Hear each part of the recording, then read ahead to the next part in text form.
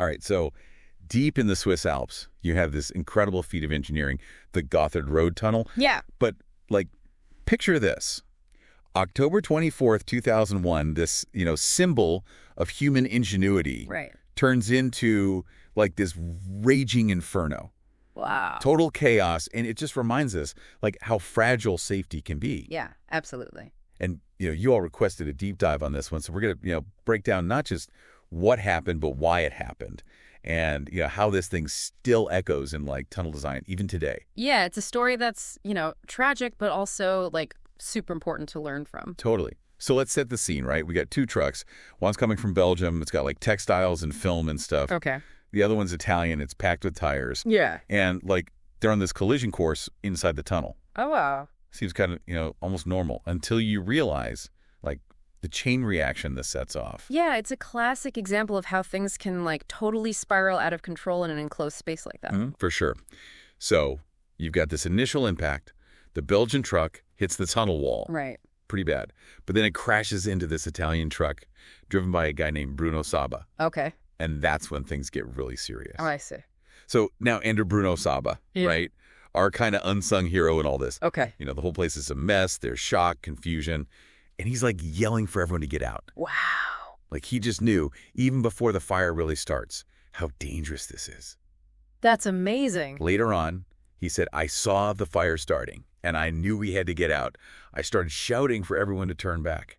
He saved lives, for sure. Totally. Yeah. But it also makes you think, should it have come down to this individual heroism? Like, were there safety oversights that made this inevitable? Yeah, it's a good question. Like, think about the fire, right? It spread so fast. Right. Leaking fuel, plus a whole truckload of rubber tires. Yeah. Like incredibly slammable stuff. Created a perfect storm. Seriously. We've got to look into that. For sure. And the heat, man. It was so intense, like reports say vehicles were literally melting together. Oh, my God. I can't even imagine what the firefighters went through. Approaching from both sides, like into this inferno. Unbelievable. They hit a wall of fire from the south. Yeah. And then from the north, this thick, choking smoke. Whoa. Pushed by the very ventilation system that was supposed to, like, clear it out. Oh, wow. It's crazy, right? This thing meant to keep people safe actually made things worse. It's like it backfired. Totally. It created this wind tunnel effect. Yeah. Pushing smoke through the north entrance, basically trapping people inside this, like, toxic cloud. So this incident changed things, right? Like how ventilation systems are designed. Absolutely. It sparked like a global rethink of ventilation systems in tunnels. It's like a key takeaway from all this. Totally. A hard lesson, but a crucial one. Definitely. And for the people trapped inside, it was just terrifying. Like, imagine. Sudden darkness, smoke everywhere, unbearable heat. One survivor said, suddenly there was smoke. I couldn't see a thing. I tried to reverse, but it was chaotic. It must have been pure panic. Absolutely. And these accounts, they really bring home the human cost of this disaster. For sure. It wasn't just about the physical damage. Right. Another survivor said, it was like being in a nightmare. The heat was unbearable, and the smoke was everywhere. Wow. And these stories, they're not just stories, right? No, they're not. They give us this insight into the psychological trauma, Yeah. the impact on survivors, and like how crucial it is to have good support systems in place after something like that. Absolutely. We have to care for the people who went through this. Absolutely. Yeah. But amidst all this chaos, there's this like glimmer of hope. The tunnel's emergency refuges, the ones people don't always think about. Right. They actually save lives. So they actually worked. They did. Oh. They became these lifelines, which just shows how important they are in tunnel design. They're not just an afterthought. Totally. And this tragedy, it really highlighted how crucial it is to have these refuges and that they need to be easily accessible, well-equipped. Like a safe haven. Exactly. Yeah.